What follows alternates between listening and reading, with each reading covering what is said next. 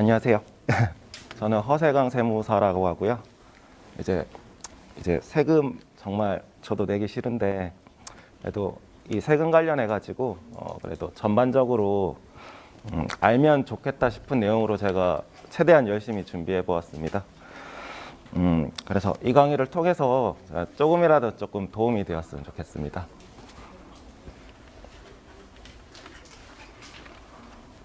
그래서 먼저 이제 기업과 관련된 세금이 뭔지부터 보고 가겠습니다. 이제 부가가치세가 있는데 이제 부가가치세는 법인사업자나 개인사업자나 둘 다 부담합니다.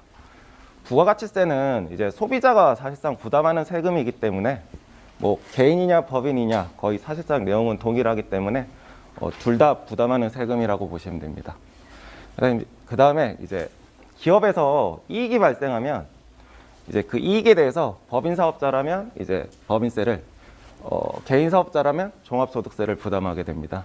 그리고 저 네모칸은 이제 직원과 관련된 이제 세금 문제인데, 원천세 4대 보험 문제가 있습니다.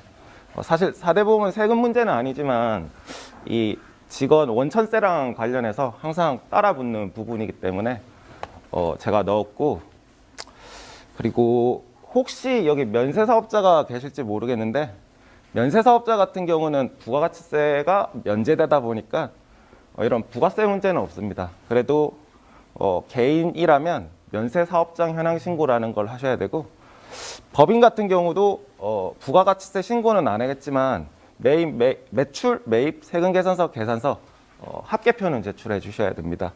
그리고 면세사업자 경우 부가가치세만 면제되는 거지 나머지 부분은 다 똑같이 세금 문제가 있습니다. 그래서 제가 오늘은 저 직원 관련 부분은 생략하고 부가가치세, 법인세, 소득세 주로 이 세 가지 내용으로 제가 좀 알면 좋을 만한 내용으로 진행해 보겠습니다. 부가가치세인데 이제 부가가치세는 그냥 뭐 부가가치에 대한 세금이라고 생각하시면 됩니다. 그리고 구조도 그냥 단순히 생각하시면 됩니다. 매출 빼기 매입이 이제 부가가치세인데 그냥 단순히 매출에서 뺀 금액이 창출한 부가가치세고 그거에 대한 세금이라고 생각하시면 됩니다. 뭐 예를 들어서 이제 거래처에 50원에 부가세 5원, 총 50원에 구입해 가지고 소비자한테 100원에 그다음에 부가세 10원을 더해서 110에 팔았다고 했을 때 이건 결국 50이라는 부가가치가 발생한 거고 이때 부가가치세는 5입니다. 그리고 보시면 알겠지만 우리나라 부가가치세는 10%입니다. 10%고 그리고 예외적으로 수출하는 경우라든지 이제 외화 획득 경우라든지 외적으로 영세율을 적용하는 경우도 있지만 대부분 10% 세율을 적용합니다. 그리고 뭐 실제 부가가치세 계산은 이렇게 하는 건 아니겠지만 사실상 부가가치세 논리상 이 매출 매입에 의해 사실상 대부분 부가가치세가 결정된다고 이해하시고 계시면 됩니다. 그다음에 일단 신고 기한을 보고 갈 텐데 법인 같은 경우에는 이제 3개월 단위로 1년에 4번 이렇게 신고하게 되고 이제 영세법인이랑 개인 사업자 같은 경우에는 이제 6개월 단위로 1년에 2번 신고 납부하게 됩니다.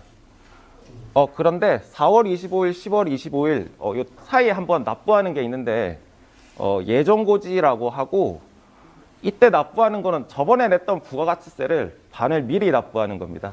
그래서 부가가치세를 그냥 반 정도 미리 납부하신다고 생각하시면 되고 이때 만약에 납부하시면 7월 25일, 1월 25일 부가세 낼 때 그 냈던 만큼 차감하고 나머지 부분만 납부하시게 됩니다. 그리고 이건 당연한 얘기인데 신고 같은 경우에는 당연히 제때 신고를 하시고 납부도 제때 하셔야 됩니다. 만약에 신고 기한 내 신고를 못할 경우에는 20%에서 40% 가산세가 있고 납부 기한 내에 납부를 못한 경우 그러니까 늦게 된 일수만큼 10,000분의 2.5씩 가산세가 붙어 나갑니다. 그리고 부수적으로 이제 대출이 있는 경우 이제 은행에서 국세 완납 증명 같은 거라든지 뭐 그런 걸 요구하는데 저게 발급이 안 되고 그다음에 그 신용등급 같은 게 하락될 수 있는 부수적인 불이익 같은 것도 있습니다. 그래서 혹시 납부를 못 하실 것 같은 경우에는 납부기한 연장 신청이라는 걸 하셔가지고 이렇게 좀 납부를 뒤에 눕히시는 것도 방법일 겁니다. 이거는 신고 납부기한 3일 전까지 하면 됩니다.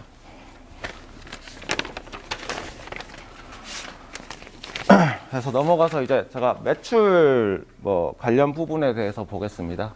세금 계산서, 신용카드, 현금 영수증, 오픈마켓 어플리케이션 매출이랑 그 밖에 현금 매출 이렇게 구성되는데 요새 조금 조심하셔야 될 게 이제 이제 쿠팡이나 네이버나 배달의 민족 같은 오픈마켓 어플리케이션 매출인데 이거 같은 경우에는 이제 납세자가 이제 세무 대리인을 통해 신고한다든지 이렇게 하더라도 이제 국세청에서 이에 대한 자료를 별도로 납세자한테 주진 않지만 국세청에서는 이미 가지고 있습니다. 그래서 요거를 누락하여 신고할 경우 이제 국세청이 가지고 있는 금액에 비해 턱없이 작게 신고할 경우 세금 추징으로 이어지고 있습니다. 그리고 저희 요새 이런 거 관련해 가지고 이제 매출 누락 등으로 이제 세금 추징이 많이 있는 부분이니까 특히 이런 거 있으신 분들은 이제 꼼꼼하게 잘 챙겨셔가지고 꼼꼼하게 잘 챙겨셔서 매출 누락이 없도록 조심하셔야 됩니다.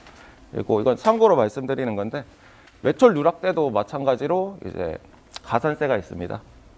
이제 이 낮게 신고한 금액만큼 10%에서 40% 가산세가 있고 이것도 마찬가지로 하루에 만 분의 2.5씩 가산세가 붙어 나갑니다.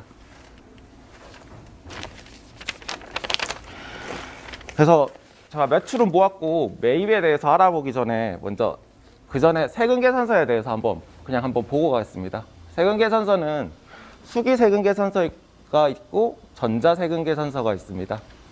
수기 세금 계산서는 말 그대로 종이로 된 형태고 이제 공급자랑 공급받는 자가 각각 보관하시면 됩니다. 그다음에 전자 세금 계산서는 말 그대로 전자 형태로 되어 있는 것으로 이거는 발행하게 되면 국세청에도 보관하게 됩니다. 그리고 공급자랑 공급받는 자는 이제 이메일 형태로 서로 주고받게 되는 거고 그다음에 이제 법인 같은 경우에는 무조건 전자 세금 계산서를 발행하셔야 됩니다. 그다음에 개인 같은 경우에는 모든 개인 사업자가 전자 세금 계산서를 의무로 발행하시는 건 아니지만 보시면 이제 매출이 이제 3억 넘어가시는 경우 전자 세금 계산서를 의무로 발행하셔야 됩니다. 그리고 내년 7월 1일부터는 2억으로 바뀌게 됩니다. 그래서 이 적용 시기를 보시면 2020년도에 매출이 3억 이상인 경우 2021년 7월 1일에서 2022년 6월 30일까지 딱 이 기간 동안은 개인 사업자 같은 경우 전자세금 계산서를 의무로 발행하셔야 되는 기간입니다. 그리고 2021년 매출이 2억 이상인 경우 2022년 7월 1일에서 2023년 6월 30일까지 이 기간 동안 전자세금 계산서를 의무로 발행하셔야 되는 기간입니다. 그리고 요새 보면 이제 수기세금 계산서 같은 경우에는 이제 누락이 이제 분실 위험도 있고 그리고 상대방이 전자세금 계산서를 요구하는 경우도 있고 이제 전산화가 되다 보니까 굳이 수기를 발행 안 하고 대부분 전자로 발행하는 추세입니다. 전자세금 계산서로 발행하는 추세입니다. 그래서 혹시나 해서 전자세금 계산서를 그럼 어떻게 발행하는지 한번 보고 가겠습니다. 먼저 홈택스를 통해 발행하는 방법이랑 이제 요새 프로그램이 많은데 프로그램을 통해서 발행하는 방법이 있습니다. 홈택스로 발행할 때는 이제 그 전에 뭐가 필요한 게 있는데 공동인증서랑 이제 보안카드 이 두 개가 주로 필요합니다. 이제 공동인증서 같은 경우에는 은행에서 이제 발급 받으면 되고 혹시 공동인증서가 뭐가 좀 어렵거나 이러면 세무서에 가면 세금 계산서 발행용 보안카드라는 걸 줍니다.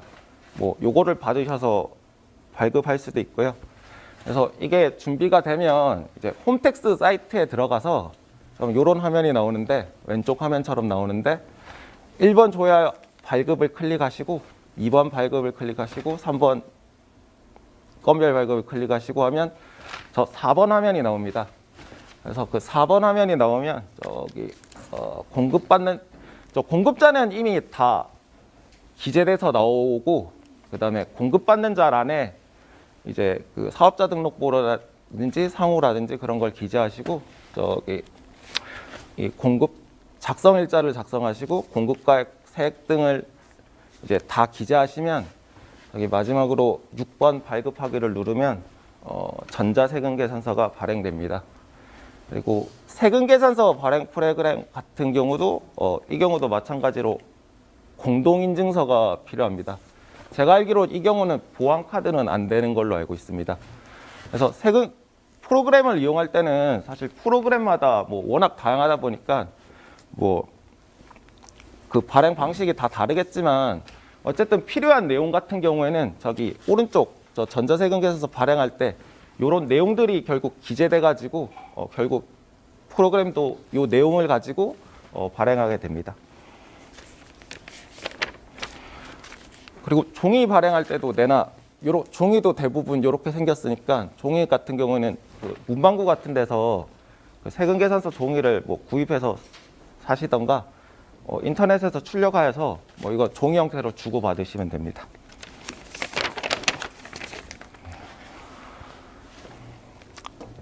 그다음에 제가 앞에 매출은 보았고 이제 매입 부분에 대해서 설명할 텐데 아까는 제가 부가가치세는 그냥 매출 빼기라고 단순하게 생각하라고 하셨습니다. 근데 이 하나 생각하실 게 이 매입이나 뭐 비용을 썼다고 다 공제되는 게 아니라 부가가치세 공제되는 거는 이 적격증빙 쓴 것만 공제됩니다. 세금계산서, 계산서, 신용카드, 현금 영수증 요 네 가지를 적격증빙이라고 합니다. 그래서 딱 요 네 가지만 부가세 공제가 가능한 영수증이라고 생각하시면 됩니다. 그래서 뭐 간이영수증이라든지 뭐 거래명세표라든지 뭐 적격증기 외에 아무리 뭐 영수증이 많다고 한들 부가세랑 사실 아무 관련이 없습니다. 그리고 세금계산서랑 계산서 이 의미를 혼용해서 쓰시는 경우가 많은데 사실 완전히 다른 의미입니다.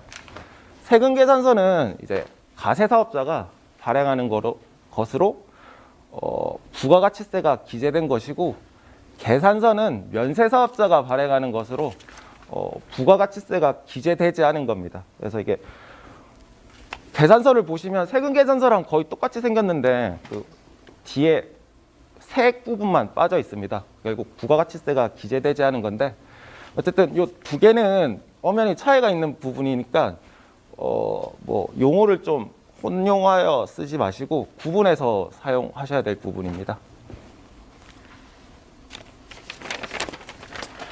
그다음에 이제 신용카드와 현금 영수증인데 이 부분은 이제 의외로 저희 세무대리인이 신고할 때도 그렇고 의외로 공제가 안 된다고 생각하시는 분들이 많은데 이 부분도 공제가 가능합니다.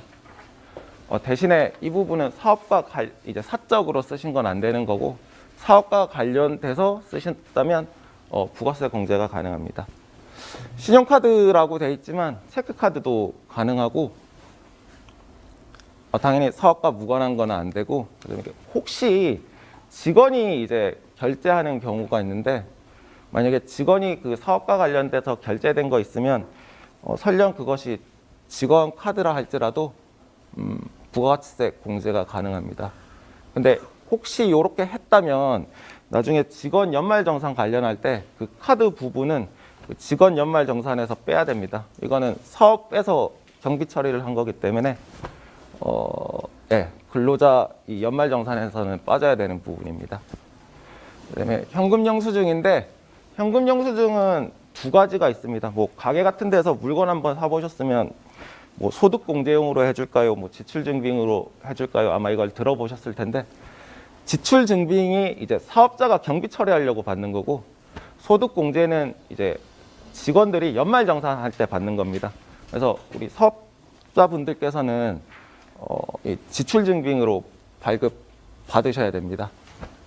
그래서 웬만한 소액 결제는 신용카드나 현금영수증을 꼭 받으시는 게 좋고 그리고 하나 참고로 말씀드리자면 개인사업자 같은 경우에는 이제 홈택스에 접속하셔서 그 사업용 카드 요거를 등록이 가능합니다.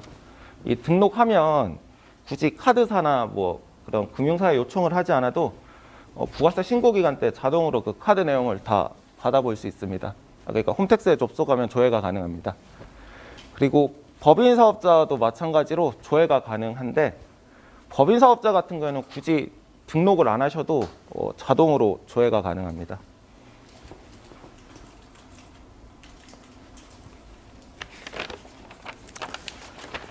그리고 제가 아까 앞에 4가지 적격증빙만 부가세 공제가 된다고 했는데 근데 이건 부가세 적격증빙을 받았다고 무조건 부가세 공제가 되는 것이 아니라 이렇게 있는 경우에는 부가세 공제가 안 됩니다. 사업과 관련 없는 지출 같은 경우에는 당연히 사업과 관련 없으니까 부가세 공제가 안 되는 거고 접대 관련 지출도 부가세 공제가 안 됩니다. 그다음에 뭐 비용음료 소형차 구입 임차 유지 관련 지출도 공제가 안 되는데 제가 이 부분은 차량 관련은 다들 궁금해하셔서 제가 뒤에 다시 설명드리겠습니다. 그다음에 혹시 가세사업과 면세사업을 동시에 할 경우 이제 면세사업과 관련된 지출이 있을 수 있는데 면세사업은 애초에 부가가치세가 면제되는 거기 때문에 굳이 이거에 대해서 부가가치세 공제를 해주지 않습니다. 그다음에 사업자 등록 전에 이제 지출도 원칙은 부가가치세 공제가 안 되는 거지만 이제 빨리 사업자 등록을 한다면 그때는 공제가 가능합니다. 그다음에 세금 계산서를 수령하지 못하거나 이제 부실 기재된 거를 수령해도 부가가치세 공제가 안 됩니다. 그다음에 면세사업자나 간이가세자부터 상대방이 그렇다면 그것도 부가세 공제가 안 됩니다. 그래서 제가 앞에서 비용업용 소형차의 구입임차 유지 관련 지출해가지고 부가가치세 공제가 안 된다고 했는데 제가 이 부분은 그냥 차량 관련해서 결론만 말씀해 드리겠습니다. 승용차 관련 뭐 구입비라든지 유류비라든지 뭐 수선비라든지 차량 관련 비용 통틀어 가지고 승용차 관련해서 비용이 그냥 부가세 공제가 안 된다는 게 원칙으로 알고 계시면 되고 예외적으로 요 별표된 세 부분만 예외적으로 공제가 되는 거라고 생각하시면 편하실 것 같습니다.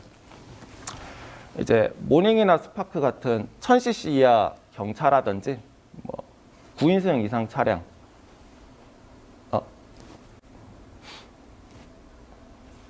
예, 9인승 이상 차량, 뭐 그다음에 승용차 외 화물차, 뭐 요 세 가지는 예외적으로 부가세가 공제되는 차량이라고 보시면 됩니다. 그래서 혹시 차를 구입하실 때 이게 부가세 공제되는 차량인지 안 되는 차량인지 한번 검토해 보시고 되는지 안 되는지 한번 보시길 바랍니다. 그리고 요새 인터넷 같은 것만 봐도 뭐 예를 들어 뭐 모닝이면 부가세 공제가 된다 안 된다, 뭐 소나타면 된다 안 된다 이렇게 나와 있는 표 같은 게 많으니까 참고해 보시길 바랍니다. 그리고 한 가지 오해하시는 경우가 있는데 이제 경유냐 휘발유 등처럼 기름 종류로 이제 부가세 공제가 되냐 안 되냐 판단하는 경우가 있는데 이거는 잘못된 지식이고 제가 아까 말했듯이 차 종에 따라 결정하는 것이지 이제 기름으로 판단하는 게 아닙니다. 그래서 반드시 차량으로 부가세 공제가 되는 건지 안 되는 건지 판단하셔야 됩니다.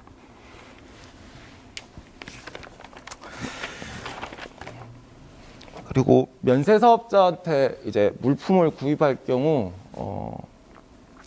이제 면세사업자는 면세사업자다 보니까 이제 소비자 입장에서는 별도로 부가가치세 부담을 한 게 없으니까 면세사업자한테 물건을 구입할 때는 부가세 공제를 못 받습니다. 하지만 예외적으로 부가세 공제를 해주는 경우가 있는데 뭐 가령 계산서를 받는 경우인데 이 의제 매입세 공제라고 합니다. 이제 가세사업자가 면세물품인 농축수, 임산물, 소금 같은 걸 구입한 다음에 해당 면세물품을 제조 또는 가공해서 가세사업에 이제 공급하는 경우에 이때는 이제 예외적으로 이제 구입할 때 부담한 부가가치세가 없더라도 할지라도 이때만 예외적으로 이제 매입가에게 이러한 유를 곱하여 나온 일정액에 대해서 부가가치세 공제가 됩니다. 근데 사실 이 부분은 모든 업종에서 사실 실무상 적용되는 부분이라기보다는 주로 음식점, 그다음에 주로 식품 관련 제조업, 주로 이 두 가지 업종에서 많이 받는 부분인 것 같은데, 혹시 이 두 업종에 해당되시는 경우 같은 거라면 한번 기억하고 있으셔야 할 부분 같습니다.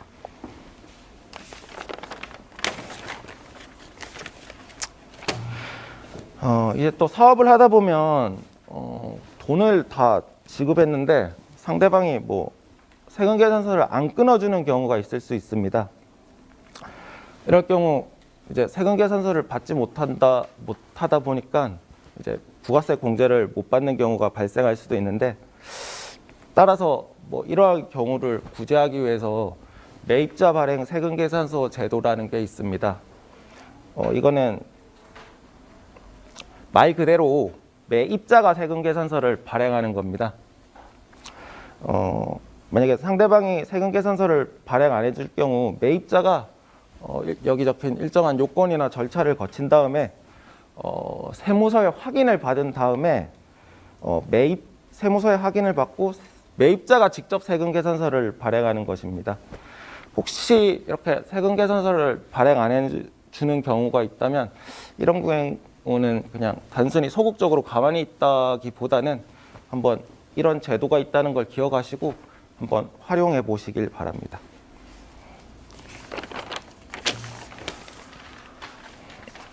자, 그냥 부가세 좀 알면 좋을 만한 부분에 대해서 그냥 몇 가지 설명드렸고, 이제는 법인세, 소득세에 대해서 한번 알아보겠습니다.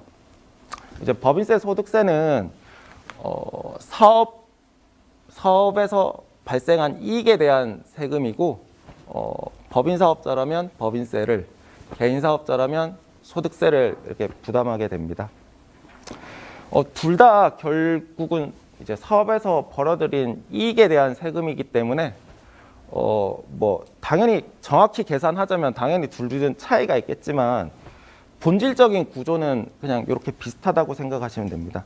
그래서 왼쪽에 계략적인 계산 구조를 보겠는데, 이제 수익 같은 경우에는 그냥 매출 정도로 생각하시면 될 것 같습니다. 그다음에 뭐 혹시 사업과 관련돼서 보조금 같은 게 있으면 당연히 여기 포함되어야 될 부분이고, 그다음에 비용 같은 경우에는 사업과 관련돼서 이제 지출된 모든 것이라고 생각하시면 되는데, 특히 이제 부가세 공제받은 건 당연 물론이고, 이제 사업과 관련하여 지출되었지만 부가세 때 공제받지 못한 뭐 인건비랑 이자 비용, 이제 잡다한 지출된 그것도 이제 여기서 비용 처리되는 겁니다. 그래서 부가가치세 공제가 못 됐다고 의미 없는 게 아니라 이렇게 법인세나 소득세 때는 이렇게 활용이 가능하십니다. 그래서 이제 수익에서 비용을 뺀 게 이익이고, 이거에 대한 세금이 법인세, 소득세인데, 이제 이게 세율을 곱하면 세액이 나옵니다.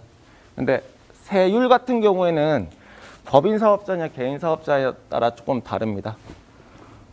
개인 사업자 같은 경우는 6%에서 45%의 세율을 적용받고, 법인 사업자 같은 경우에는 10%에서 25%의 세율을 적용받습니다. 어쨌든 이익에서 이러한 세율을 곱하면 세액이 나오고, 이제 여기서 세액 감면이라든지 세액 공제가 있으면 거기서 차감하면 이제 세금이 나오는데, 이제 요거에 이제 납부해야 될 세금이 나오는 겁니다. 그래서 법인세와 소득세는 대충 이러한 원리로 계산되고, 그래서 보시면 요 비용이랑 세액 감면 공제, 여기가 마이너스 표시로 돼 있는데, 이게 이제 세금을 이제 낮춰주는 역할을 하게 되고, 이 두 개를 조금 관리를 잘하는 게 절세의 기본이라고 할 수 있습니다.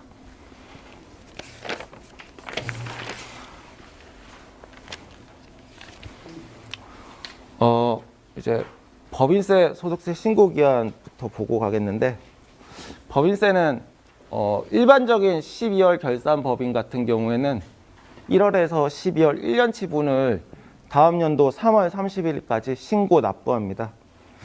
그리고 중간에 8월 30일 날 중간에 한번 추가로 신고 납부하는 것이 있는데 이거를 법인세 중간 예납이라고 합니다. 이때 8월 30일 날 납부한 금액이 있으면 나중에 3월 30일 날 이제 납부할 금액에서 차감시켜 줍니다.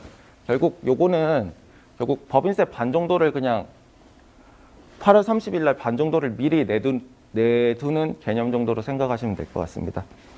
그 다음에 소득세 같은 경우에는 1년분에 대해서 5월 31일까지 신고 납부하게 됩니다. 그리고 저기 안 적혀 있는데 성실신고 대상자에 해당하면 신고 기간이 늘어나서 6월 30일까지 있는데 일단 그게 아니라면 5월 30일까지 신고 납부하고 소득세도 마찬가지로 중간에 11월 30일에 납부하는 게 하나 더 있습니다. 이것도 아까 법인세 중간예납이랑 비슷한 건데 이것도 소득세 반 정도를 그냥 11월 31일 날 미리 납부해 두는 거로 생각하시고 이렇게 11월 30일 날 납부한 게 있으면 5월 31일 날 납부할 금액에서 차감하고 나머지만 5월 31일 날 납부하게 됩니다.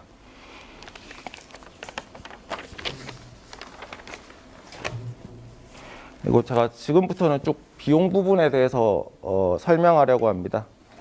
비용이 이제 인정되기 위해서는 이제 증빙 같은 걸 받아서 이것이 사업과 관련되어 지출하였음을 입증해야 됩니다. 그리고 이때 3만 원 초과 지출에 대해서는 적격 증빙을 받는 게 좋습니다. 제가 아까 적격 증빙만 부가세 공제가 된다고 했었기도 하였고, 그 다음에 이제 3만 원 초과 지출에 대하여 적격 증빙을 받지 않는다면 비용이 처리가 되긴 되는데 2%의 가산세가 있기 때문입니다. 근데 물론 적격증빙 3만 원 초과에 대해서 적격증빙을 못 받았다고 하더라도 무조건 2%가 적용되는 것은 아닙니다. 예를 들어 사업자가 아닌 개인과의 거래 같은 경우에는 이거는 적격증빙을 발급할 수 없기 때문에 이런 불가피한 경우라든지 국가나 금융기관 같은 거래 같은 경우도 신뢰성 있는 기관의 거래 같은 경우도 이때는 가산세가 면제됩니다. 그다음에 비용 중에 좀 많은 부분을 차지하는 것이 인건비입니다. 이러한 인건비를 비용 처리하기 위해서는 단순히 직원한테 급여 준 걸로만 끝내선 안 되고 국세청에 인건비 신고를 해야 되고 그다음에 추가로 4대 보험공단에 4대 보험까지 신고를 하셔야 비용 처리가 가능합니다. 그리고 이 참고는 제가 그냥 참고로 만들어 보았는데 직원 고용 시 그냥 단순히 나갈 직원 급여 말고 부수적인 지출도 한번 생각해 보시라고 만들어 보았습니다. 만약에 직원 급여가 발생할 경우에는 이제 직원 급여는 물론이고 4대 보험 회사가 부담할 4대 보험이 발생하고 퇴직금이 발생할 것이고 직원 식대 복리후생비 같은 것도 추가로 발생될 것입니다. 4대 보험 회사 부담분 같은 경우는 제가 알기로 다 그런 건 아니지만 이게 한 10% 정도 될 거고 직원 퇴직금 같은 경우에는 이제 퇴직금은 1년분에 대해서 한 달치를 주다 보니까 이제 매달로 따지면 12분의 1 정도가 이제 또 부담해야 될 금액으로 다가오고 그래서 어쨌든 이러한 이 급여 말고 부수적인 것까지 합하면 꼭 그런 건 아니겠지만 아마 금액의 120% 정도 나가지 않을까 싶습니다. 그리고 만약에 국세청에 인건비 신고는 했는데 만약에 4대 보험공단에 신고 안 했을 경우 이 국세청에 신고한 자료가 4대 보험공단에 넘어가게 되고 4대 보험공단에서 추징까지 이어지기 때문에 그래서 이러한 인건비는 4대 보험까지 한번 생각하시고 한번 처리해야 될 부분입니다.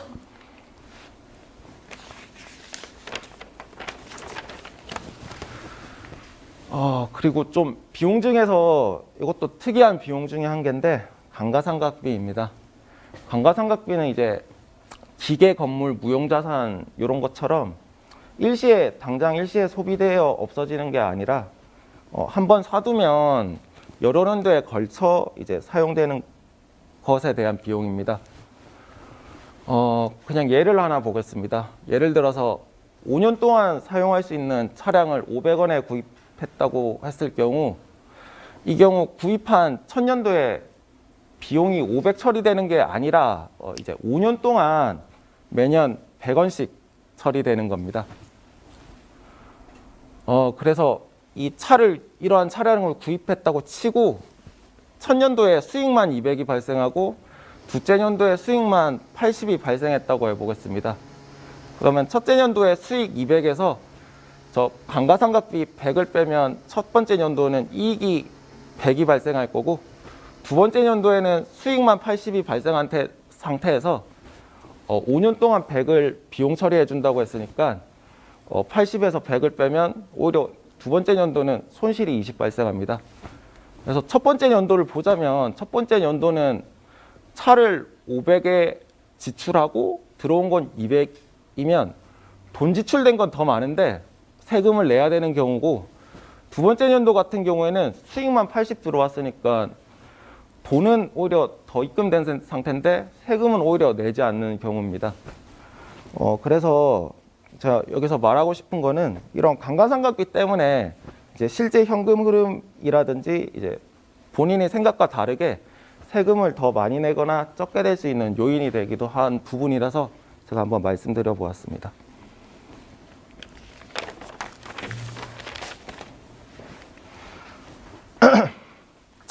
그리고 세법이 개정되면서 이제 다음과 같이 하셔야지 승용차 관련 비용이 전액 비용 처리될 수 있습니다.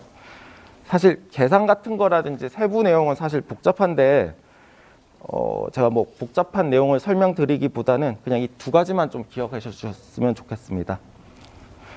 일단 먼저 임직원 전용보험에 가입하셔야 됩니다. 법인 같은 경우에는 필수고, 성실사업자가 아닌 개인사업자 같은 경우에는 미가입하셔도 가능합니다.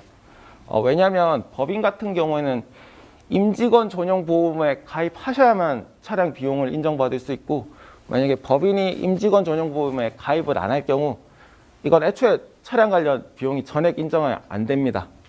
그리고 개인사업자 중 성실신고 대상자가 있으실 수 있는데, 성실신고 대상자에 해당할 경우 한 대까지는 미가입하셔도 되는데, 한 대의 이외 차량에 대해서 만약에 임직원 전용 보험을 가입하지 않으셨다면 전액 인정, 이때는 비용의 50%만 인정해 주게 됩니다. 근데 법인도 아니고 성실사업자도 아닌 개인사업자 같은 경우에는 이걸 가입할 의무는 없습니다.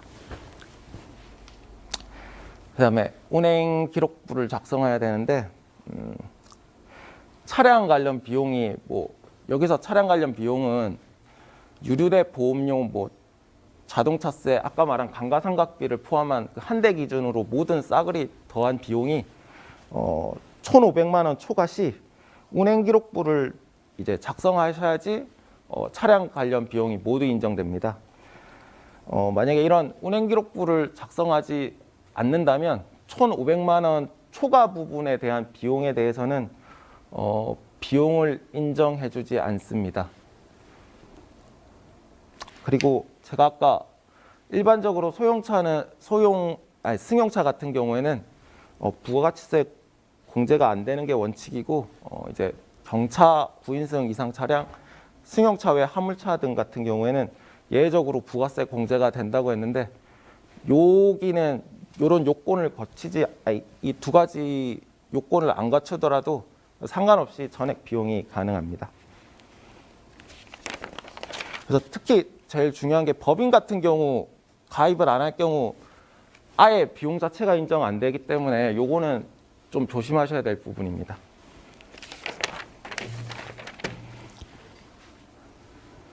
그다음에 접대비와 기부금인데, 접대비는 3만 원 초과하는 접대비는 적격 증빙만 비용이 인정되고, 3만 원 초과하는데 적격 증빙을 사용하지 않을 경우 전액 인정되지 않습니다. 그래도 경조비는 20만 원까지는 적격 증빙이 없더라도 인정해 줍니다. 그리고 이러한 접대비는 전액 인정되는 건 아니고 한도가 존재하는데, 그냥 뒤에 어쩌고 저쩌고 있는데 그냥 중소기업 같은 경우에는 3,600 정도로 생각하시면 됩니다. 그다음에 기부금은 이제 본인이 순수하게 기부 목적으로 이제 기부하더라도 모든 기부금이 인정되는 것이 아니라 세법에서 인정하는 이제 기부금 단체에 기부한 것만 기부금이 비용 처리가 가능합니다. 그때도 기부금도 마찬가지로 접대비처럼 전액 인정되는 게 아니라 한도가 존재합니다. 이제 기부금을 보면 좀 종교단체 기부금이 많은 것 같은데 종교단체 기부금 같은 경우에는 이익의 10% 정도가 한도가 되고 뭐 사실 기부금이 더 있긴 있는데 어쨌든 이제 기부금은 한도가 존재하고 한도 초과 시에는 2월에서 다음 연도에 공제하게 됩니다.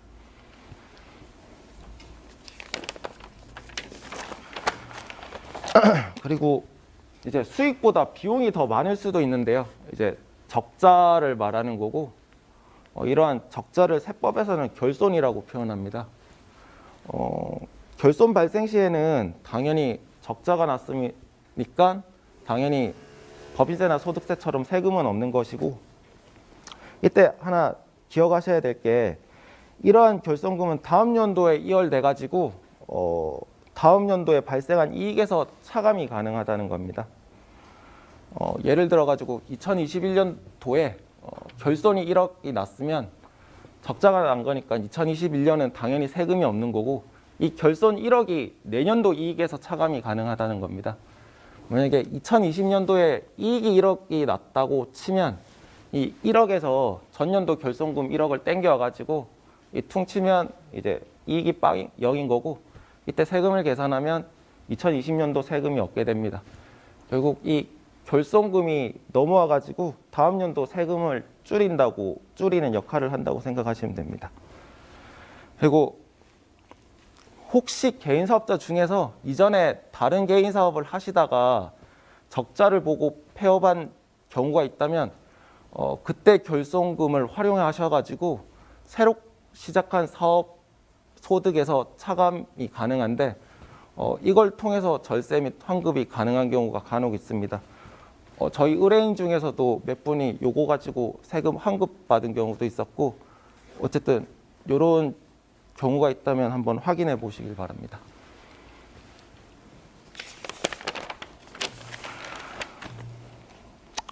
그리고 제가 아까도 말씀드렸는데 수익에서 비용을 빼면 이익이고 그 이익의 세율을 곱하면 세액이 나오고 그 세액에서 추가로 까주는 게 세액감면이랑 세액공제입니다. 사실 세액감면이랑 세액공제는 사실 엄청 많은데 제가 그냥 주로 잘 쓰는 거 3가지 정도만 그냥 소개해 보려고 이렇게 올려보았습니다. 먼저 중소기업 특별세액감면입니다. 이제 중소기업을 지원하기 위한 제도고 세법상 중소기업이고 이게 감면 대상 업종에 해당하면 세액의 5%에서 30% 감면이 가능합니다.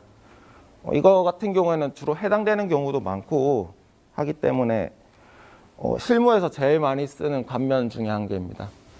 그 다음에 창업 중소기업 세액 감면입니다. 창업 중소기업을 유도하기 위한 제도고 창업 중소기업이 감면 대상 업종에 해당하면 이제 5년 동안 세액의 50%에서 100%까지 감면됩니다. 특히 저 청년 창업 같은 경우에는 이제 5년 동안 100%까지 감면되는 걸로 아주 큰 감면이라고 보실 수 있고 혹시 창업한 지 얼마 안 된 기업 같은 경우에는 요거를 한번 이제 나중에 세무 대리인이나 그런 분들한테 한번 이게 되는 감면 본인 사업장에 적용되는지 안 되는지 꼭 한번 알아보시길 바랍니다. 근데 이게 조금 의외로 요건이 까다로워서 다 되는 경우는 아니고 진짜 순수한 의미의 창업만 창업으로 보기 때문에 요건을 잘 검토하셔야 됩니다. 그다음에 고용증대 세액공제인데 이것도 이제 고용증대를 유지하기 위한 제도로 이제 전년도에 비해 고용이 증가할 경우 이제 고용 인원 한 명당 400만 원에서 1,200만 원까지 세액 공제가 가능합니다. 하지만 여기서 유의하실 게 세액 공제 받는 것까진 좋은데 만약에 세액 공제 받은 다음에 인원이 오히려 감소해 버리면 이 받았던 공제 금액을 추징당할 수 있기 때문에 좀 요것 때문에 조금 잘 안 쓰는 경우도 있고, 만약에 이제 고용 인원이 계속 증가할 것을 전제로 한 기업 같은 경우에는 좀 유용하게 쓰실 수 있는 부분입니다. 그다음에 제가 요 세 가지에 대해서 상당히 간단하게 말씀드렸긴 했는데, 이러한 세액 감면 공제 같은 경우에는 혜택이 큰 부분이기도 하고, 그다음에 세법 적용 시에 이런 요건이 제대로 충족됐는지 확인하고 결정하셔야 됩니다. 요건이 까다롭기 때문에 요건이 만약에 해당하지 않는데 이런 감면이나 공제를 받았을 경우 나중에 이제 가산세를 포함해서 가지고 세금을 추징당할 수 있기 때문에 요거는 좀 요건 같은 거를 잘 검토하셔야 됩니다.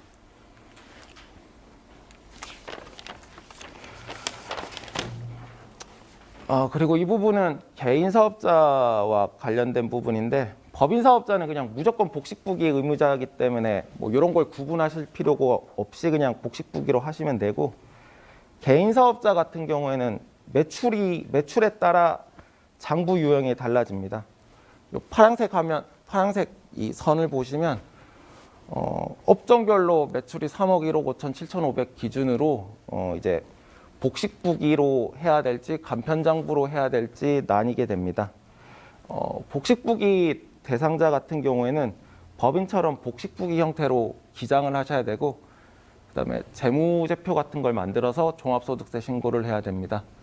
간편장부 대상자 같은 경우 말 그대로 간편장부를 만들어야 되는데 그냥 아주 간략한 형태로 만든 간편장부라는 걸로 이제 종합소득세 신고를 하게 됩니다. 그다음에 그리고 이제 저 오른쪽 보시면 업종별로 매출이 15억, 7억 5천, 5억 이상인 개인 사업자 같은 경우에는 성실신고 확인 대상자라는 게 되는데, 여기에 해당하시는 경우 세무사나 회계사로부터 성실신고 확인이라는 거를 받아야 됩니다. 이러한 성실신고 대상자가 되시면 소득세 신고 기간도 5월 31일이 아니라 6월 31일까지 늘어나게 되고, 말 그대로 이제 좀 더 성실하게 신고하라는 취지로 증빙에 따라 엄격하게 장부를 작성해야 되고, 일반 개인 사업자에 비해 세무조사 확률도 높아지고, 그리고 요거 같은 경우에는 이런 성실신고 확인을 해주는 회계사나 세무사 같은 경우에도 만약에 요거를 잘못 판단해서 확인을 해줄 경우 세무사나 회계사도 징계가 높아지게 됩니다. 그래서 이 부분 성실신고 대상자 같은 경우 이제 여러모로 부담이 많아지는 에 돼가지고, 성실신고 대상자시라면 조금 이 세금 관리나 장부 관리에 조금 신경을 쓰셔야 됩니다. 그래서 제가 준비한 건 여기까지고요. 끝까지 들어주셔서 감사합니다. 해가지고 뭐 시간이 될런지 모르겠는데 시간이 되면 질의응답 있으시면 질의응답 가지겠습니다.